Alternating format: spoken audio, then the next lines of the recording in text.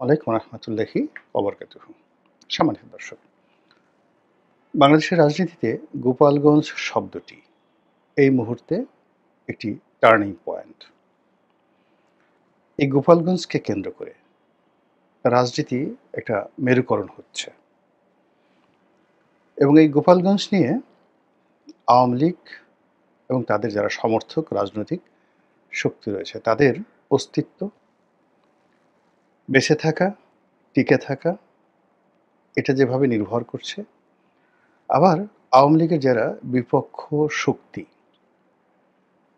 তাদেরও বেঁচে থাকা, টিকে থাকা, উন্নয়ন করা এটা নির্ভর করছে।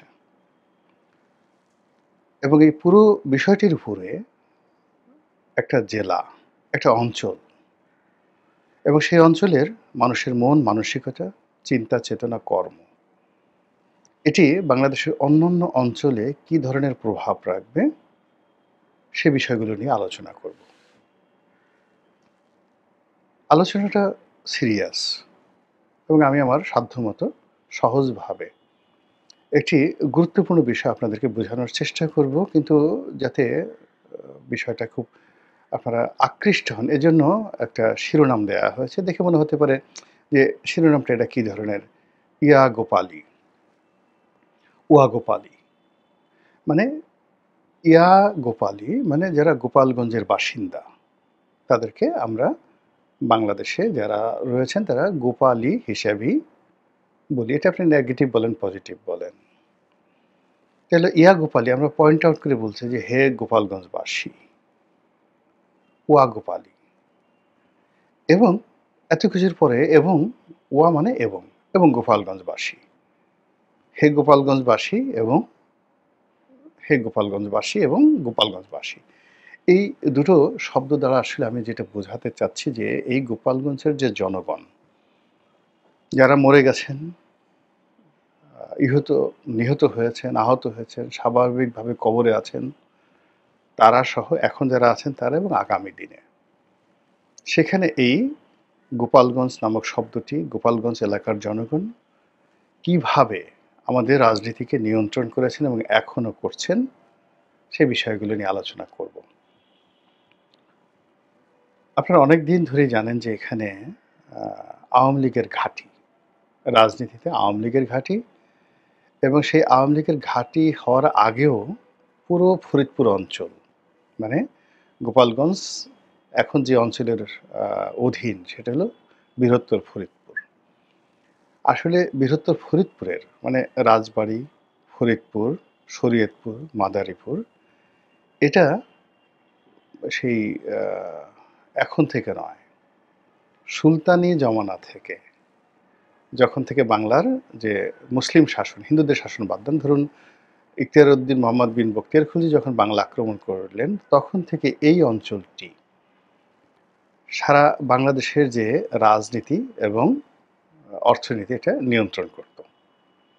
এবং এখান থেকে যে মানব মহামানব তৈরি হয়েছেন, কবি, সাহিত্যিক, গায়ক, নায়ক, মানে এই জায়গাটির মতো এরকম জায়গা বাংলাদেশের তো দূরের কথা, পাক ভারতে অন্য কোথাও আছে কি না আমার জানা নেই। আপনি ধরেন সুনীল গঙ্গোপাধ্যায়, মৃণাল সেন, সন্ধ্যা রায়, তারপরে নায়িকা সন্ধ্যা রায়, সন্ধ্যা মুখোপাধ্যায়,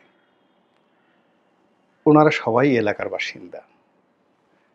এরপরে এই যে ঢাকার যে নবাব বাড়ি দেখেন, সেই নবাব বাড়িটি প্রথম নির্মাণ করেছিলেন ফরিদপুরের একজন জমিদার, তার বালাখানা ছিল এটা। পরবর্তীতে এটা ফরাসিরা কিনে নেয়, আর ফরাসি কুটি বানানো হয় এবং পরবর্তীতে ফরাসিরা চলে গেলে ঢাকার নবাব আব্দুল গনি সাহেবের যে বাবা, উনি এটা কিনে নেন। তো বোঝার চেষ্টা করেন যে ঢাকাকে যারা ঢাকা তৈরি করেছেন, শেপ দিয়েছেন ঢাকা এই মহানগরীকে, তারা এই ফরিদপুরের জমিদার, একজন সাধারণ জমিদার, তিনি এই ঢাকা শহরের এই নবাব বাড়ি প্রতিষ্ঠা করেছেন তার রংমহল হিসেবে। এই হলো ইতিহাস। তো এনিওয়ে, তো যেটা বললাম যে এখন এই যে গোপালগঞ্জকে নিয়ে যে কথাবার্তা হচ্ছে, সেই কথাবার্তাটা শুরু হচ্ছে যে আসলে গোপালগঞ্জটা কি থাকবে কি থাকবে না? এই নামটা পাল্টানো উচিত কি উচিত না?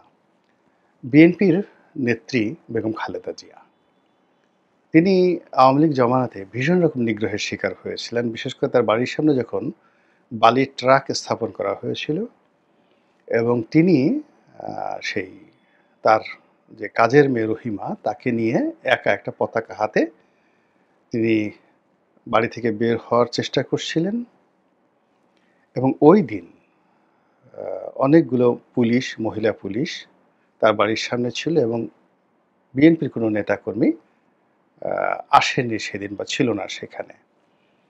তো ওই সময়টাতে তিনি সেই যে কথাগুলো বলার চেষ্টা করছিলেন বেগম খালেদা জিয়া, এখনো সেগুলি ইন্টারনেটে আছে। তো কথা তিনি যখন বলছিলেন দূরে বসে, বসে তার এই দুরবস্থা দেখে যে তিনি একা, একা চেষ্টা করছেন, পাশে তার কাজের মেয়েটা আছে। তো বিএনপির এত নেতাকর্মী, এত মহিলা কেউ ওখানে আসেননি বা যেতে পারেননি, যেতে দেওয়া হয়নি। তো তিনি ওখানে যে ভাষায় কথা বলছিলেন ওটা শুনে ওখানে যারা পুলিশের যারা মেয়ে ছিল, মেয়েদের তো এমনি কৌতূহল বেশি থাকে ছেলেদের তুলনায়। তারা মুচকি, মুচকি হাসার চেষ্টা করছিলেন। তো এটা বেগম জিয়াকে উত্তেজিত করে এবং তিনি নিয়ন্ত্রণ হারিয়ে ফেলেন। তখন তিনি বললেন যে, "এই মেয়ে তোমরা হাসছো কেন? তোমাদের বাড়ি কোথায়? গোপালগঞ্জ? তোমরা কি গোপালী? গোপালী পুলিশ? গোপালগঞ্জের নামই বদলে দেব।" মানে উনি সাধারণত রাগ হন না। কিন্তু ওই বক্তব্যটা কিন্তু এখনো রীতিমতো ভাইরাল। আশঙ্কা করা হচ্ছে যে আওয়ামী লীগ যদি ক্ষমতা থেকে চলে যায়, আওয়ামী লীগের যদি অস্তিত্ব না থাকে, বিএনপি যদি ক্ষমতায় আসে, তাহলে গোপালগঞ্জের নাম পরিবর্তন করে দেওয়ার একটা চেষ্টা বিএনপি করতে পারে। তো ওই আশঙ্কার আগেই যে দ্বিতীয় আশঙ্কা সেটা হলো এই গোপালগঞ্জকে আবার এখন বর্তমান রেজিম ডক্টর মোহাম্মদ ইউনূসের রেজিম, তারপরে তার স্নেহধন্য রাজনৈতিক নেতৃবৃন্দ এবং তার দল কিংস পার্টি হিসেবে পরিচিত এনসিপি, তারা এই গোপালগঞ্জকে টার্গেট করেছে। এখন তাদের গোপালগঞ্জে যেতে হবে। এই কারণ হলো তারা খুব ন্যায্য কথা বলছেন যে গোপালগঞ্জ তো বাংলাদেশের আলাদা কোনো অংশ নয়। যেভাবে ধরেন আমরা পাহাড়ি অঞ্চলকে নিজেদের মনে করছি, পাহাড়িরা মনে করছে যে এটা তাদের অঞ্চল, তাদের স্বায়ত্তশাসন দরকার, আলাদা, আলাদা দরকার এবং এটা নিয়ে সেই পাকিস্তান জমানা থেকে যুদ্ধ চলছে। পুরো পাহাড়ি হিল ট্রাক্স নিয়ে এবং এটা এখনো চলছে। তো এমনি আমাদের একটা অঞ্চল, বিশাল অঞ্চল যেটা নিয়ে আমরা বিপদে আছি এবং তার সঙ্গে সাম্প্রতিককালে যুক্ত হয়েছে কক্সবাজার জেলা এবং সেখানে জাতিসংঘ করিডোর নিতে চাচ্ছে, সেখানে মার্কিন সৈন্য সমাবেশ করতে চাচ্ছে। তো এই ঝামেলার মধ্যে যদি আবার গোপালগঞ্জকে আলাদা একটা এলাকা ধরা হয় এবং সেখানে যদি একটা যুদ্ধ অবস্থা বিরাজ করে, সেনাবাহিনীর ক্যান্টনমেন্ট মোতায়েন করতে হয় এবং সেখানে যদি পার্বত্য এলাকার মতো অবস্থা তৈরি হয় যেখানে আওয়ামী লীগ ছাড়া কোনো লোক থাকবে না, তাহলে আপনি দেখুন গোপালগঞ্জ থেকে শুরু করে গোপালগঞ্জ, বাগেরহাট, ফরিদপুর, তারপরে মাদারীপুর, মাদারীপুরের পরে শরীয়তপুর, এরপরে বরিশাল, বরগুনা, এই পুরো যে বেল্টটা, কোস্টাল বেল্টটা, যেটা একটা সময় একটা বিরাট নামকরা রাজত্ব ছিল, চন্দ্রদ্বীপ।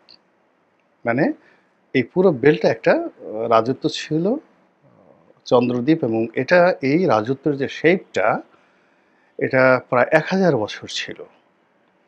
কখনো এটা চন্দ্রদ্বীপ ছিল, কখনো এটা বাখেরগঞ্জ ছিল, আগা বাখের।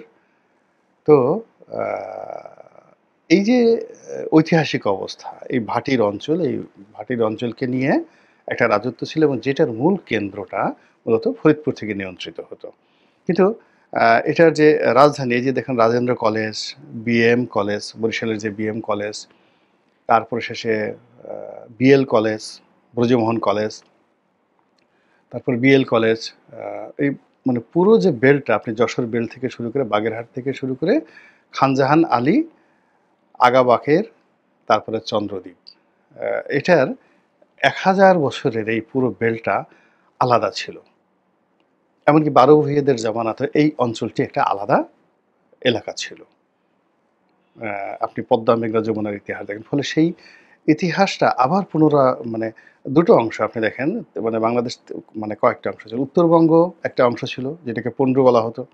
বগুড়া, রংপুর, দিনাজপুর, এবং এখনই গিয়ে আপনি দেখবেন যে বিরাট একটা আম আ প্রাসাদ আছে চাঁপাইনবাবগঞ্জে মুঘলদের। তো ওখান থেকে আলাউদ্দিন হোসেন শাহ, নুসরত শাহ, পরাগল শাহ তারা ওখান থেকে রাজত্ব চালাতেন। এবং সেই রাজত্বের যে বিরাট অংশ উত্তরবঙ্গকে তারা একটা আলাদা করে ফেলেছিলেন। আবার আমাদের যে এই ঢাকা, সোনারগাঁ, ময়মনসিংহ, টাঙ্গাইল এই অঞ্চলকে নিয়ে ইশাখা, মুশাখা ওনারা একটা রাজত্ব করেছিলেন এই বেল্টটা। আর দক্ষিণবঙ্গ সেটাকেও আলাদা করে ফেলেছিলেন, যেটা বললাম যে এই যে বিভিন্ন সময়। এবং আমাদের যে বিক্রমপুরটাও কিন্তু তারা একটা সময় এই অঞ্চলের মধ্যে, ফরিদপুর অঞ্চলের মধ্যে নিয়েছিল, এবং বিক্রমপুরে সবচেয়ে বড় গ্যারিসন ছিল সেই সেন যুগে বল্লাল সেন, বিজয় সেন এবং লক্ষণ সেন। এবং লক্ষণ সেন যখন নদিয়া থেকে চলে এলেন পালিয়ে ইখতিয়ার উদ্দিন মোহাম্মদ বিন বখতিয়ার খলজির জমানাতে, তিনি এবং তার বংশধররা আরও বহু বছর এই অঞ্চল শাসন করেছেন এই বিক্রমপুরে বসে। ফলে বিক্রমপুর, ফরিদপুর, বরিশাল, পটুয়াখালী এই পুরো যে বেল্টটা, এই বেল্টটার একটা ইতিহাস আছে, এবং যেটা এখন এবং এটার বেল্টটার কতগুলো কেন্দ্র, কখনো বরিশাল হয়েছে, কখনো বাকেরগঞ্জ হয়েছে, কখনো আমাদের বাউফল মানে পটুয়াখালী জেলার বাউফল এটা রাজধানী ছিল একটা সময়টাতে, কখনো ফরিদপুর ছিল। তো এইভাবে যে বেল্টটা ঘুরেছে বিক্রমপুর থেকে পুরো এলাকাটা, এখন এটা চলে গেছে গোপালগঞ্জে। কিন্তু গোপালগঞ্জে যাই হোক না কেন, বা গোপালগঞ্জ থেকে যদি আপনি ধরেন একেবারে বাগেরহাট, খানজাহানারির রাজধানী, কিংবা ধরেন চন্দ্রদ্বীপের রাজধানী সেই বাউফল উপজেলা, কিংবা আপনি ধরেন বরিশাল শহর, কিন্তু ওই যে পলিটিক্যাল যে থিওলজি সেটা একই, যেটার কেন্দ্র এখন চলে হয়ে গেছে গোপালগঞ্জ। কাজেই আপনি যদি গোপালগঞ্জকে ওয়া গোপালি মানে এটাকে ইতিহাস যদি না জানেন, তাহলে এটাকে আপনি একটা সেইভে আনতে পারবেন না। ফলে যারা গোপালগঞ্জ আক্রমণ করতে চাচ্ছেন, গোপালগঞ্জ যেতে যাচ্ছেন, তারা কিন্তু বুঝে শুনেই যাচ্ছেন যে এটা একটা বিভেদের রেখা টানছে। বা আপনি উত্তরবঙ্গ এই যে দেখেন বগুড়া হয়ে যাচ্ছে বিএনপির, বা এরশাদ, তাহলে এরশাদের সাথে মানে জাতীয় পার্টির সাথে বিএনপির কেন সংযোগ হচ্ছে না, এবং কোনোদিন হবে না। কেন হবে না? বিকজ ওই যে অঞ্চলটি, সেই উত্তরবঙ্গে যে পুরো অঞ্চলটি হাজার বছর ধরে যারা শাসিত হয়েছে, এখানে একই রাজ্যে দুজন রাজা থাকতে পারে না। এই কারণে জাতীয় পার্টি এবং বিএনপি কখন উত্তরবঙ্গকে কেন্দ্র করে তাদের মধ্যে বন্ধুত্ব হবে না, একজন থাকবে। কিন্তু পুরো দক্ষিণবঙ্গে এখানে আওয়ামী লীগ মানে সে তাদের হাজার বছর যে ট্র্যাডিশনে, সেই জায়গাটায় গোপালগঞ্জকে হেডকোয়ার্টার করে যে বেল্টটা তারা তৈরি করে ফেলেছে ভোটের ক্ষেত্রে, এটাকে ভাঙার জন্য বিএনপিও চেষ্টা করতে হবে আগামীতে, এবং এনসিপি ডক্টর ইউনূস যদি ক্ষমতায় থাকেন, তাদেরকেও এটা নিয়ে চেষ্টা করতে হবে। এখন সেই চেষ্টায় তারা সফল হবে কি হবে না, এতে কতগুলো ঐতিহাসিক ব্যাখ্যা রয়েছে। ঐতিহাসিক ব্যাখ্যা হলো যে মুঘলরা বা ইখতিয়ার উদ্দিন মোহাম্মদ বিন বখতিয়ার খলজি, মানে এরা সবসময়টাতে তাদের যে রাজত্বটা, সেই রাজত্বটা তারা রেখেছে স্থলভূমিতে। এমনকি ইলিয়াস শাহী বংশ, তারাও তাদের যে রাজত্বটা স্থল যে এলাকা, উঁচু এলাকা, সেই কেন্দ্রিক তারা করেছে। কিন্তু তারা ভাটির যে অঞ্চল, বিশেষ করে হাওর অঞ্চল, যেমন নেত্রকোনা, সুনামগঞ্জ, সিলেট, এই অঞ্চলে তারা যায়নি। ফলে ওটা একটা ভিন্ন ইতিহাস। ওটা আবার এই আমাদের গোপালগঞ্জ বা উত্তরবঙ্গের মতো এতটা এনলাইটেন না। ওটা আসামের সাথে জড়িত, আসামের ইতিহাসের সঙ্গে জড়িত। তো মুঘলরা তাদের যে পুরো জমানাটা, ৩৫০ বছরের জমানাটা, তারপরে মুঘলের আগে যারা ছিলেন তারা বারো ভূঁইয়ার আগে ছিলেন সুলতানরা, তারা কখনোই এই দক্ষিণ অঞ্চলকে টাচ করতে পারেনি। দক্ষিণ অঞ্চল তারা যে নেতা নির্বাচন করেছে সান অফ দ্য সয়েল, নিজেদের মধ্য থেকে সেখানে নেতা হয়েছে, এবং অসংখ্য জমিদারি সেই সুলতানি আমল থেকে সেখানে ছিল। ইখতিয়ার উদ্দিন মোহাম্মদ বিন বখতিয়ার খলজির আসার আগে থেকে সেখানে ছিল। এবং ওই তাদের একটা কম্বাইন্ড কখনো, কখনো লিডারশিপ ছিল। তারা আনুগত্য প্রকাশ করেছে। খান জাহান আলীকে, আগা বাঘেরকে তারা যাকে বলা হয় কর দিয়েছে, কিন্তু তারা স্বাধীন ছিল। তো এই যে স্বাধীনতার যে একটা মন মানসিকতা হাজার বছরে দক্ষিণবঙ্গের মানুষের মধ্যে গড়ে উঠেছে, এটা কিন্তু এখনো আছে। আপনি সদরঘাটের লঞ্চে গিয়ে ঢাকার যত বড় মাস্তান হন, বরিশালের লোকের সাথে মারামারি করে পারবেন না। আপনাকে এমন একটা কেনু দিয়ে বুড়িগঙ্গা নদীতে ফেলে দিবে, আপনি ঢাকার দেখবেন যে AK-47 রেখে আপনাকে সদরঘাট থেকে পালাতে হবে। আপনি ওই যে আপনি সদরঘাটের লঞ্চে মানে সদরঘাটের টার্মিনালে আপনার মাস্তানি একরকম, ইসলামপুরের মাস্তানি একরকম, কিন্তু যেই মুহূর্তে আপনি কোনো লঞ্চের ডেকে যাবেন, ডেকে গিয়ে আপনি ওখানে মাস্তানি করে ফিরে আসতে পারবেন না। ও সাহসী অন্যরকম। আপনি পটুয়াখালী যান, গলাচিপাতে যান, আমার নির্বাচনী এলাকাতে যান। আপনি এই যে দেখেন আমাদের এলাকাতে যারা যারা বের হয়ে আসছে, আমার আগে এমপি ছিলেন ওখানে আখমদ জাহাঙ্গীর হোসেন। যারা রাজনীতি করেন তারা জানেন যে তিনি কত বড় সাহসী, শক্তিশালী, কৌশলী ছিলেন। তারপরে আমি এসেছি। এখন আমি রাজনীতি করছি না, এখন নুরুল হক নুরু রাজনীতি করছে। এখন আপনি তাকে যতই তাচ্ছিল্য করেন না কেন, নুরুর যে সাহস, নুরুর যে সাহস, নুরুর যে কথা বলার যে ধরন, প্রকৃতি, ওই যে দেখেন দক্ষিণবঙ্গের আপনি তাকে চৌরা বলেন, যা কিছুই বলেন না, কিন্তু তার যে সাহস, তার যে শক্তি, তার যে রেজিস্ট্যান্স পাওয়ার, এটা আপনি অন্য অঞ্চলের রাজনৈতিক নেতাদের পাবেন? নাই। এই বয়সের কাউকে পাবে না। নুরুর পর্যায়ের সে সফল হোক, তাকে আপনি যা বলেন না কেন, কিন্তু সে তো যা করছে এটার সঙ্গে ওই মাটির একটা টান আছে। আচ্ছা, আর আপনি দেখেন আরেক চৌরা, আপনি চরমোনাই পীর সাহেবের 2 ভাই, তাদের সাহস দেখেন, তাদের শক্তি দেখেন। লুঙ্গি পরে, পাঞ্জাবি পরে স্বাভাবিকভাবে তারা ঘুরে ঘুরে তারা যেভাবে কথা বলছে, শেখ হাসিনার জমানাতে যেভাবে কথা বলছে, তারা তো কখনো তাদের জবান বন্ধ করতে পারেননি আপনি। এটা হলো ওই মাটির একটা শক্তি। এখন বঙ্গবন্ধুকে ঠিক সেম অবস্থা। এ তো মানে হঠাৎ করে নেতা হয়নি। সে বঙ্গবন্ধুর আত্মজীবনীতে পড়ে দেখেন, সে একেবারে শিশু বয়স থেকে, যখন সে 7-8 বছরের মানুষ, তখন থেকে মারামারি, কাটাকাটি, ফুটবল খেলা, নেতা হওয়া, জেলে যাওয়া, সেই মানে ব্রিটিশ জমানাতে সে জেলে চলে গেছে স্কুলে থাকতে। তো এটা তো হয় না, ওটা ওই মাটির গুণ। এবং ওই মাটির গুণ একা বঙ্গবন্ধু না। আমি যখন গলাচিপাতে গেলাম, আমি গলাচিপার সঙ্গে আমি গিয়ে দেখি মানে যে এ মানুষ খুব সাহসী। সে 7 কিলোমিটার নদী, আমি গিয়ে দেখলাম যে ওখানে কয়েকজন লোক আছে যারা কুমির, যে কুমিরের সাথে লড়াই করে কুমির মেরে তারপর তারা উঠে আসছে। কুমিরের 2 চোখের মধ্যে সেই যাকে বলা হয় আঙ্গুল ঢুকিয়ে দিয়ে সেই তারপরে কুমির তাদেরকে ছেড়ে দিয়েছে, ওই অবস্থায় সে সাঁতরায় চলে আসছে। আমার বাড়ি গলাচিপার যে এলাকাতে, ওখানে আর নুরুর বাড়ি যেখানে, এই 2 এর মধ্যে একটা নদী আছে, তেঁতুলিয়া নদী। 7 কিলোমিটার প্রশস্ত, 7 কিলোমিটার প্রশস্ত। এখন 70-এর দশকে এই নদী পারাপার হতো এক ধরনের নৌকা, এগুলোকে বলা হতো গয়না নৌকা। তো সেই যাত্রীবাহী নৌকা, সেই গয়না নৌকায় যারা নৌকার মাঝি ছিলেন, মাল্লা ছিলেন, তারা এই লঞ্চের হুইসেলের মতো করে ওই একটা হাঁক দিতেন, বাজাতেন যে গয়না আসতেছে। এখন স্টিমারের স্বরের মতো আপনি বিশ্বাস করেন যে নদীর এই পার থেকে তারা সেই যে সিংগায় ফু দিতেন, সেই ফুটা নদীর ওপারে 7 কিলোমিটার দূরে বাতাসের টানে ওই পাশে চলে যেত যে গয়না আসতেছে। ওরকম একটা ফু দেওয়ার মতো লোক, মানে সিংগাতে ওরকম একটা ফু দেওয়ার মতো লোক বাংলাদেশের অন্য কোন এলাকাতে পাবেন না। এরপরে তারা মাঝে মধ্যে হাঁক দিতেন মারামারি করার জন্য, দুদু দুদু বলে একটা হাঁক দিতেন, বরিশালের ওই অঞ্চলে গিয়ে পাবেন। এবং এরা যে কত ডেঞ্জারাস, আমি জাস্ট একটা উদাহরণ দিলে আপনি বুঝতে পারবেন। আমার এলাকাতে একটা চর আছে, সে চর বোরহান।